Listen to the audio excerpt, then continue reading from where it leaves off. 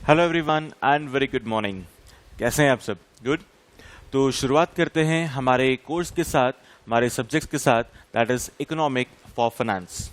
तो economic for finance का जैसा कि आप जानते हैं हमारा वेटेज 40 मार्क्स का है और 4 चैप्टर्स में डिवाइडेड है। तो आज हम हमारे फर्स्ट चैप्टर के साथ शुरुआत कर रहे हैं और जो हमारा फर्स्ट चैप्टर है that is money market. Money market के अंदर देयर आर 3 डिफरेंट यूनिट्स। तो आज हम शुरू करेंगे हमारा फर्स्ट यूनिट, और जो हमारा फर्स्ट यूनिट है that is the concept of money demand. It is the concept of money demand,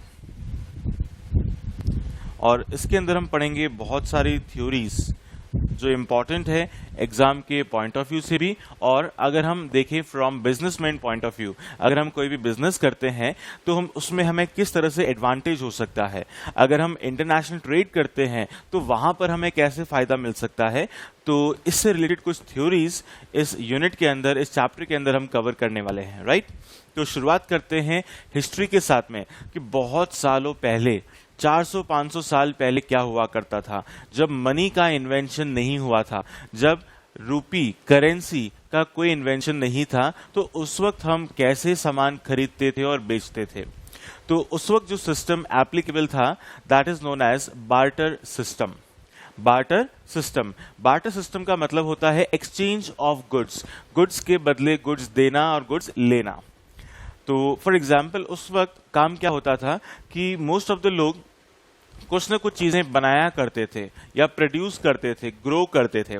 किसी ने राइस ग्रो किया, किसी ने वीट ग्रो किया, कोई कॉटन ग्रो कर रहा है, फिर कोई कॉटन से थ्रेड बना रहा है, फिर उससे क्लोथ बन रहा है, शर्ट बन रहा है। तो ये सारी चीजें हैं। तो सब लोग किसी न किसी प्रोडक्शन सेक्टर में या सर्विस सेक्टर से कनेक्टेड थे, ज्वाइंट थे।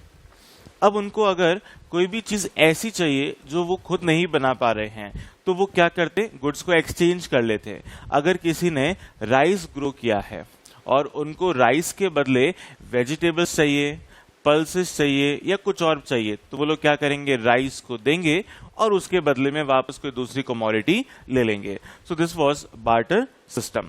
तो पढ़ते हैं हमारे फर्स्ट पैराग्राफ में क्या लिखा है। So long before a medium of exchange, money existed, and people transacted in goods in barter system, where goods were exchanged for other goods and services. तो exchange हो गया। Often, barter system did not exist as an independent system. लेकिन सिर्फ ये इकलौता system नहीं था, कुछ लोग और भी अलग अलग सिस्टम को फॉलो करते थे। So at different time, different goods were made the medium. अलग अलग गुड्स को मीडियम ऑफ एक्सचेंज भी माना गया था। सिर्फ बार्टर नहीं कि आपके पास जो है वो दे दिया और दूसरे के पास जो है वो ले लिया। इसके अलावा किसी एक कॉमन चीज को एज अ करेंसी यूज किया जाता था, जैसे कि लाइव स्टॉक, गाय, भेड़, बकरियां, काऊ, बफेलोज, इन सब को दे करके हम कोई भी चीज परचेज कर पाते थे। तो ऐसा सिस्टम था कि लाइव स्टॉक को एज अ करेंसी यूज किया जाता था। साथ में एग्रीकल्चरल प्रोड्यूस, फिर कभी जो एग्रीकल्चर प्रोड्यूस उसको फिक्स कर दिया कि आपको सिर्फ क्रॉप्स ही देनी है, उसके बदले आप कोई भी सामान परचेज कर सकते हो। फिर सॉल्ट, कभी स्टोन्स, तो अलग अलग चीजें अलग अलग टाइमिंग पे क्या बनी है, करेंसी। तो लाइक पहले क्या हुआ करता था, जो किंग्स वगैरह होते थे, जो महाराजा होते थे, तो वो अपने सर्वेंट्स को, वो अपने वर्कर्स को जो सैलरी देते थे वो होता in the form of salt यानी कि नमक, और उस नमक को देख करके वो मार्केट से कोई भी चीज परचेज कर सकते थे। तो वहां से एक कहावत बनी, आपको पता होगा कि तूने मेरा नमक खाया है, राइट। तो ये कहावत क्यों बनी है, क्योंकि नमक को एज अ करेंसी यूज किया जाता था पहले, राइट। तो ये सारी चीजें हो गई बार्टर सिस्टम के अंदर। और ये पिक्चर्स में आप देख सकते हैं, ये जो शेल्स है ये भी करेंसी के फॉर्म में कभी यूज लिए जाते थे। उसके बाद अलग अलग बहुत सारे तरीके के कॉइन्स हुए, कभी कॉपर का कॉइन आया, कभी निकल का कॉइन आया, गोल्ड कॉइन, सिल्वर कॉइन, बहुत सारे अलग अलग तरह के कॉइन्स के इन्वेंशन हुए, जिससे हम क्या करते हैं, गुड्स को एक्सचेंज करते हैं। लेकिन इसमें प्रॉब्लम हो गई। इसमें प्रॉब्लम क्या होगी कि बहुत सारे इसके ड्रॉबैक्स थे, और ड्रॉबैक क्या थे वो देखते हैं। सबसे पहला ड्रॉबैक है different sellers valued their goods differently. हर किसी का वैल्यूएशन करने का तरीका अलग था, डिफरेंट था। अब कोई कहता है कि मैं 1 किलो राइस के बदले 5 एप्पल दूंगा, कोई 4 ही एप्पल दे रहा है और कोई 10 एप्पल दे रहा है, तो हर किसी का वैल्यूएशन करने का तरीका अलग था। ऐसा नहीं है कि एप्पल का प्राइस 100 रुपीज पर केजी तो हमें हर जगह 100 में लगभग मिल जाएगी, लेकिन यहाँ ऐसा नहीं था। And hence demanded different things in return, और साथ में वो लोग अलग अलग चीजें डिमांड करते थे। So there was no way to assign the official value to the goods. तो किसी भी गुड्स के लिए कोई फिक्स वैल्यू, कोई ऑफिशियल वैल्यू हम फिक्स नहीं कर पाते थे। तो जिस तरह से आप देख सकते हैं इस पिक्चर के अंदर, बहुत सारे लोग हैं, उनके पास भी बहुत सारी चीजें हैं, उनको अपनी चीजों को एक्सचेंज करना है, बट किसके पास में वो जाएं, किसके पास में जाएं कि उनका गुड सामने वाला ले ले और उनको जो रिक्वायर्ड है वो भी मिल जाए। जैसे जैसे अगर हम देखें, जो पहले वाले भाई साहब है, फर्स्ट पर्सन है, इनके पास में है बुक्स। अभी बुक्स लेके मार्केट में घूम रहे कि भैया मेरे बुक ले लो, बुक ले लो, और इनके मन में भी एक इच्छा है।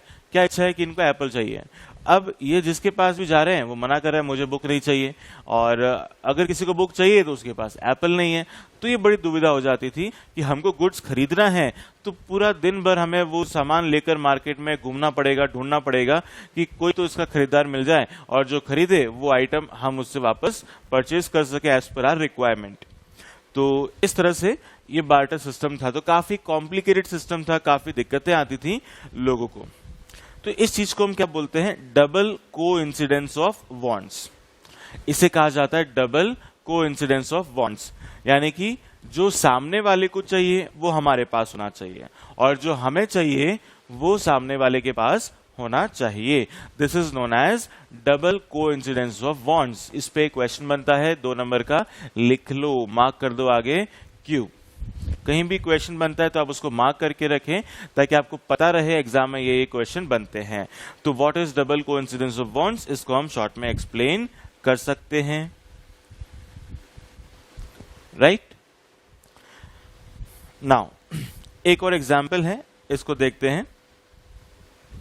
तो पहले यहां लिखा है barter goods and services were traded without the exchange of money. Money नहीं थी बट फिर भी गुड्स को हम एक्सचेंज कर लेते थे। However, before trade occur, there had to be double coincidence of wants, यानी कि हम दोनों के पास में हमारी जरूरत की चीजें अवेलेबल होनी चाहिए। तो each trader had to have something the other wanted. Like, अभी एग्जाम्पल क्या देखते हैं। ये जो हमारा फर्स्ट पर्सन है, ये क्या कहना चाह रहा है? I will trade you a chicken for a pair of shoes. तो इसको क्या चाहिए? शूज चाहिए, और शूज के बदले चिकन देने को तैयार है। सेकंड जो पर्सन है वो क्या कह रहा है? I would love to sell you these shoes. वो कह रहा है मैं शूज बेचने के लिए तैयार हूं, but I can not eat chicken. But मैं चिकन नहीं खा सकता due to my bad teeth. तो उसके तीत सही नहीं है, उसको कुल मिलाकर चिकन नहीं चाहिए। तो शूज वो देने को तैयार है बट उसे चिकन नहीं चाहिए। तो ऐसे में ये लोग ट्रेड कैसे करें? Now the thing is, in barter economy a chicken farmers who want to buy shoes may have to first trade chicken for apples. अब वो क्या करेगा? पहले मार्केट में किसी थर्ड पर्सन के पास जाएगा और वहां पे अपना चिकन देगा और उसके बदले क्या ले लेगा? एप्पल। फर्स्ट पर्सन ने मार्केट में गया, चिकन दिया, उसके बदले एप्पल लिया। अब वो एप्पल लेके शूज वाले के पास आ जाएगा और शूज वाले को एप्पल चाहिए, तो शूज वाला क्या करेगा? एप्पल रखेगा और उसको शूज दे देगा, राइट।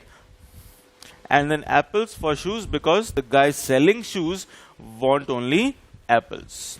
तो मनी के आने की वजह से, मनी के इंट्रोडक्शन से ऐसी प्रॉब्लम्स खत्म हो गई। तो आज के जमाने में हमें ऐसी प्रॉब्लम का सामना नहीं करना पड़ रहा है, राइट। तो अगर मान लो ऐसा होता कि अगर आपको अभी भी ये बार्टर सिस्टम फॉलो करना पड़ता, तो जो आपकी फीस है, कोचिंग फीस है, वो सब आपको इस फॉर्म में देनी पड़ती। आप कोई एप्पल लेके आता, हम कहते नहीं एप्पल तो हमारे पास है, ऑरेंज लेके आओ। किसी को हम बोलते मैंगो लेके आओ, किसी को बोलते राइस लेके आओ। तो ये सिस्टम अगर होता तो ऐसा कुछ सिचुएशन बन जाती, right.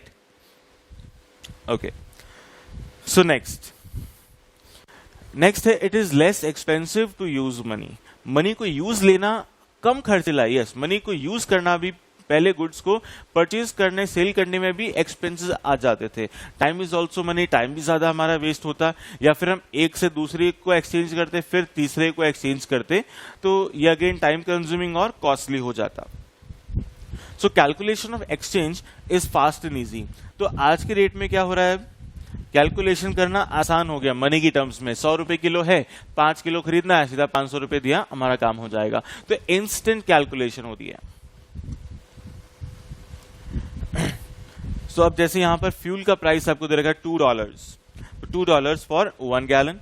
The calculation of exchange bye bartering is much slower then the calculation of exchange in the monetary terms. तो अगर एक्सचेंज होता कि इसके बदले 1 लीटर फ्यूल के बदले या तो 5 एप्पल या आधा किलो राइस या 2 किलो व्हीट, इस तरह से अलग अलग कैलकुलेशंस होती, तो उसको करने में हमें टाइम लग जाता। So overall it is less expensive to use money, and secondly using money saves time, and time is also money. तो मनी की वजह से हमारा टाइम सेव हो रहा है, टाइम बच रहा है। नेक्स्ट, एक और दिक्कत क्या है, many goods faced lack of divisibility. Many goods faced lack of divisibility, यानी कि हम उसको डिवाइड नहीं कर सकते। डिवाइड कैसे नहीं कर सकते ये समझते हैं। हमारे पास एक बहुत बड़ा एनिमल है और हमें मार्केट से 1 किलो एप्पल चाहिए। अब उस एनिमल के बदले मान लो 10 किलो एप्पल मिल जाती है, बट हमें अभी 10 किलो नहीं चाहिए। 10 किलो एक साथ लेके आ जाएंगे तो खराब हो जाएगी, हमें तो 1 किलो ही चाहिए। तो क्या हम उस एनिमल का 10% पार्ट दे करके और वो एप्पल परचेज कर सकते हैं? नो। तो ये चीज पॉसिबल नहीं है, हम उस लाइव स्टॉक को डिवाइड नहीं कर सकते हैं। या मान लो हमें 3 चीजें परचेज करनी है, एप्पल चाहिए, शर्ट चाहिए और एक साइकिल चाहिए। ये 3 चीजें परचेज करनी है और ये तीनों चीजें एक लाइव स्टॉक को देकर के आ सकती है, बट वो तीनों इंडिविजुअल्स अलग अलग है। एप्पल वाला अलग जगह है, फिर शर्ट वाला अलग उसकी दुकान है, साइकिल की शॉप बिल्कुल अलग है। तो एक एनिमल के 3 हिस्से करके हम इन तीनों को नहीं बांट सकते हैं। तो ये हमारे साथ में चैलेंज था। सो कंक्लूजन क्या है, बार्टर सिस्टम लैक डिविजिबिलिटी, तो यहां पर डिवाइड करने में दिक्कत आती थी। So above reasons and more lead to invention of money. तो इन सारे दिक्कतों को देखते हुए धीरे धीरे मनी का इन्वेंशन हुआ, right. So money perform the various functions to overcome the limitation of barter system. So next is introduction to money.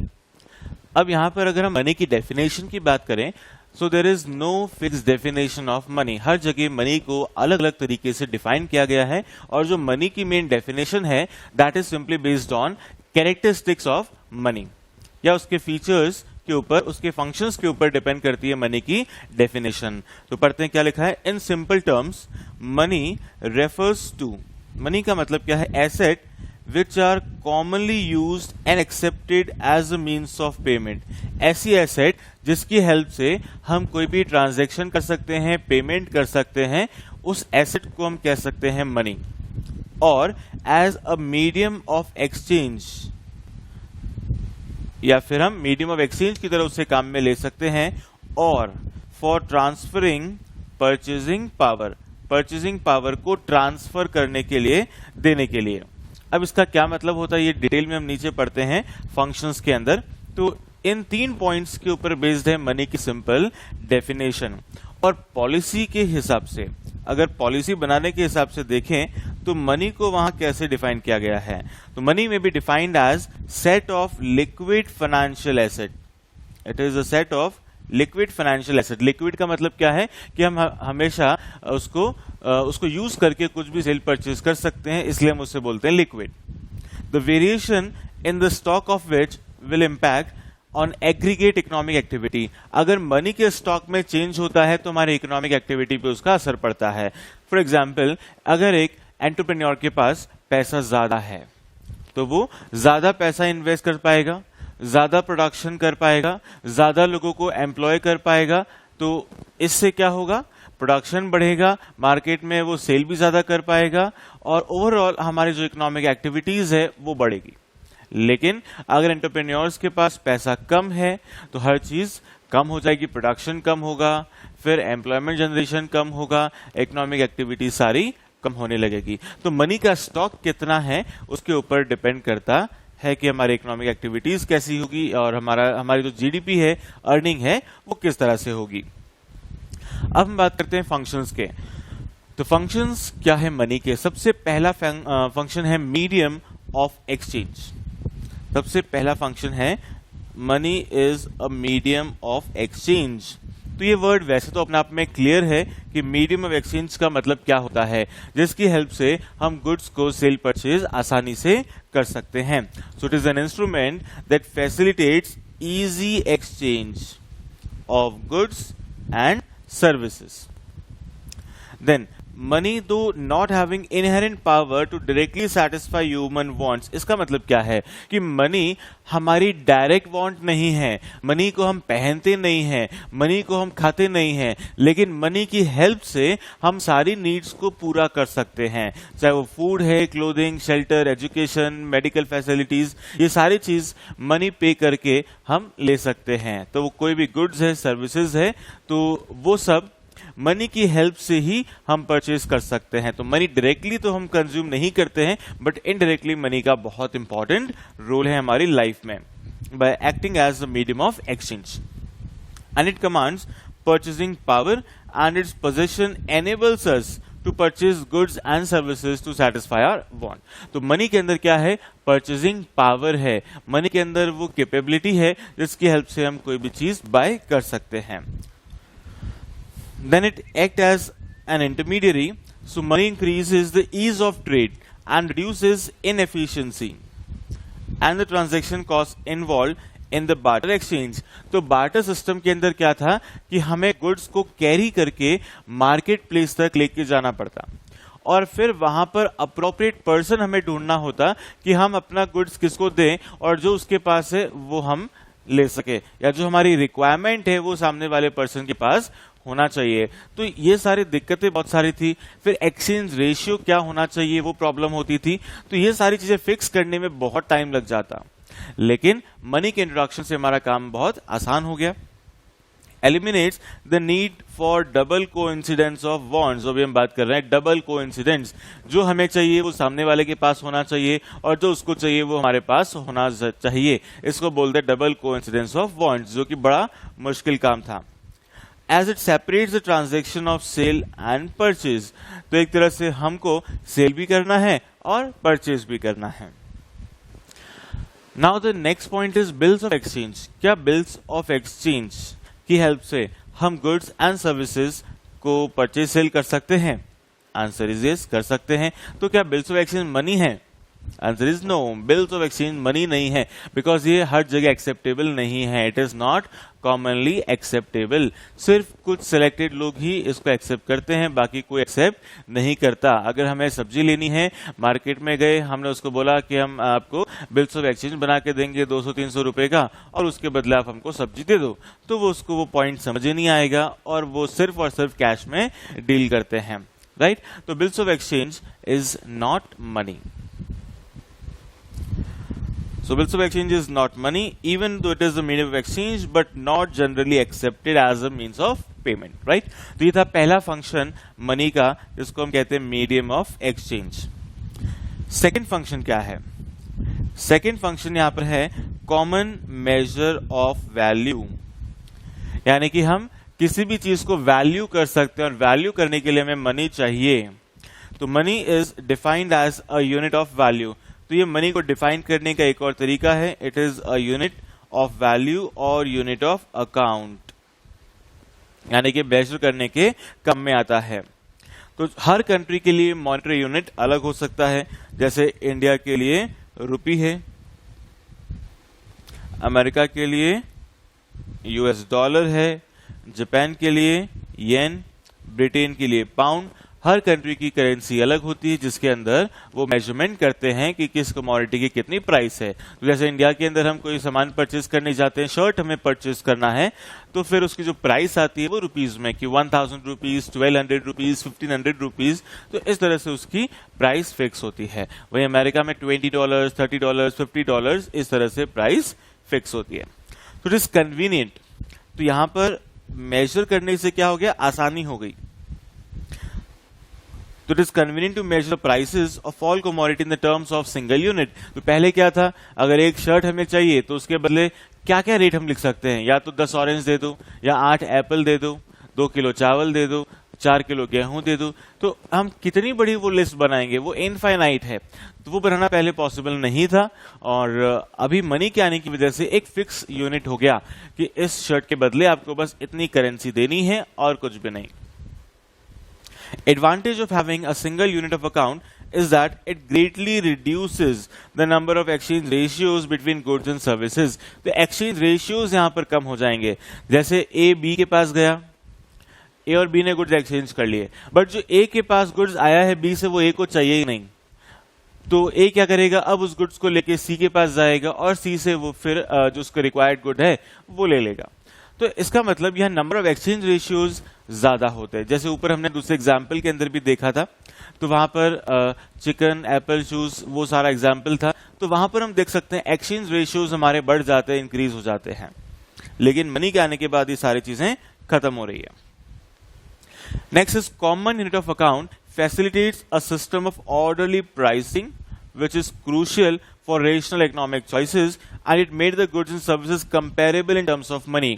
तो हम कंपेयर कर सकते हैं कहां पर कौन सी चीज कितने में मिल रही है। अब एक शर्ट की प्राइस कहीं पर 800 है, कहीं 900 है और कहीं पे 1000 है, तो हम कंपेयर कर सकते हैं। लेकिन अगर बार्टर सिस्टम में देखें तो कहीं पर उसकी प्राइस 10 ऑरेंजेस है, कहीं पर 8 एप्पल है, कंपेयर नहीं कर सकते। कहीं पर 2 kg ऑफ राइस है, कंपेयर नहीं कर सकते। तो जहां पर अलग अलग यूनिट्स के अंदर मेजरमेंट होगा तो वो कंपेरेबल नहीं है, लेकिन सेम यूनिट में होगा तो हम उसको कंपेयर कर सकते हैं कि कहां सस्ता है और कहां पर महंगा। तो जहां पर हमें सस्ता पड़ेगा हम वहां से परचेज कर सकते हैं।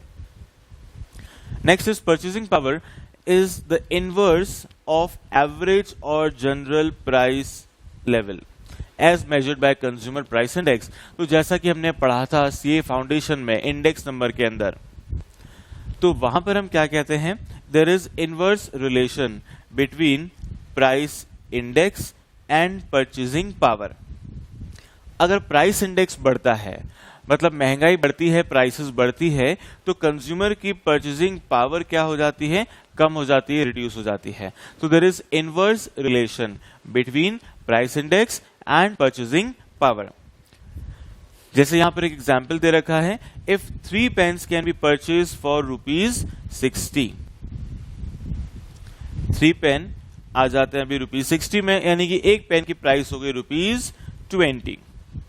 अब अगर हम ऐसा कहते हैं एक साल के बाद क्या हो रहा है, ₹60 में आज 2 ही पेन आ रहे हैं, तो मतलब पर पेन की प्राइस कितनी हो गई, ₹30। तो ₹60 पहले भी थे, आज भी है। पहले पेन आ रहे थे कितने, 3, आज आ रहे हैं 2। तो इसका मतलब हमारी जो मनी है उसकी वैल्यू कम हो गई, या उसकी जो परचेजिंग पावर है वो उसकी पावर रिड्यूस हो गई, right. So there is inverse relation between the price index and purchasing power. अब यहां पर एक पॉइंट जो लिखा है पॉइंट टू नोट में, money represent a certain value but currency which represents money does not necessarily have intrinsic value or the value of commodity। यानी कि जो हमारी करेंसी है उसकी इंट्रिंसिक वैल्यू उतनी नहीं होगी जितना उसके ऊपर लिखा होता है। जैसे 500 रुपीज का नोट अगर है तो उस पर कितना लिखा है, 500 है, तो उसकी मार्केट में वैल्यू कितनी, 500 के बराबर है। लेकिन अगर मान लें कि अगर गवर्नमेंट कहते ये अब करेंसी नहीं है आज के बाद से, जैसे 2016 में हुआ था डिमोनेटाइजेशन, कि आज के बाद ये 500 एंड ये 1000 का नोट अब नहीं रहा, तो उसको अब मनी नहीं मानेंगे। तो अब अगर वो मनी नहीं है तो क्या हम उसको रद्दी में बेचने जाएं एक नोट को, तो उसके बदले क्या 500 रुपए मिलेंगे, नहीं मिलेंगे, ₹1 भी नहीं मिलेगा, क्योंकि उसकी वर्थ इतनी नहीं है। वो सिर्फ क्या है, एक पीस ऑफ पेपर है और वो सिर्फ 1-2 ग्राम का पेपर है, उससे ऊपर कुछ भी नहीं है। तो उसकी इंट्रिंसिक वैल्यू क्या है, सिर्फ कुछ पैसे, 2-5 पैसे की उसकी वैल्यू है इंट्रिंसिक वैल्यू, बाकी कुछ भी उसकी वैल्यू नहीं है। राइट लेकिन पहले के जमाने में क्या हुआ करता था, जब गोल्ड कॉइन सिल्वर कॉइन हुआ करते थे एज अ करेंसी, तो वहां उनकी इंट्रिंसिक वैल्यू होती थी। बट आज के रेट में अब जो करेंसी होती है, पेपर नोट है, इनकी कोई इंट्रिंसिक वैल्यू नहीं होती है। सिर्फ गवर्नमेंट ने उसके ऊपर लिख दिया, गवर्नर के सिग्नेचर हो गए और हम उसको मान लेते हैं कि ये 500 के बराबर है। Right So government has given it the status of medium of exchange. Government ने इसको स्टेटस दे दिया, मतलब कह दिया कि ये करेंसी है तो वो है।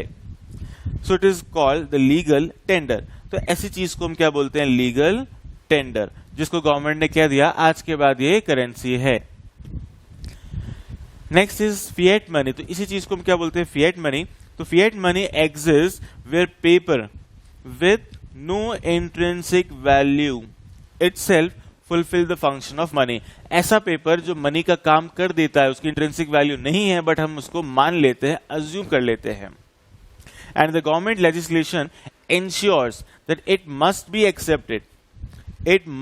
accepted for transaction। And in India रूपी इज द फिएट मनी। तो इंडिया में रूपी को बोलते हैं फिएट मनी। अमेरिका में जाएंगे तो वहां डॉलर है फिएट मनी, क्योंकि वहां भी वो पीस ऑफ पेपर है। जापान में भी जाएंगे तो वहां भी येन का भी क्या है, पीस ऑफ पेपर है। तो ये सारी चीज है फिएट मनी। तो ऐसा पेपर जिसको हमने मनी मान लिया बट उसकी कोई इंट्रिंसिक वैल्यू नहीं है, तो उसे फिएट मनी कह सकते हैं या लीगल टेंडर कह सकते हैं, एक ही बात है। Now third is standard of deferred payment. यानी कि हमें कोई फ्यूचर के अंदर पेमेंट करना है तो कितना पेमेंट करना है, कितनी इंस्टॉलमेंट आएगी। जैसे हम लोन लेते हैं होम को बनाने के लिए, 25-30 लाख का हमने लोन लिया, फिर हमारी ईएमआई आ जाती है कि हर महीने हमें 30,000 रुपीज की इंस्टॉलमेंट पे करनी है। तो यहां पर क्या है, हम उसको मेजर कर पा रहे हैं कि हमें कितना कितना पेमेंट करना है। So money is the unit in terms of which future payments are contracted और स्ट्रेटेड। तो फ्यूचर में कोई भी अगर हमें पेमेंट करना है तो हम उसे फिक्स कर सकते हैं। Money facilitates recording of deferred promises to पे।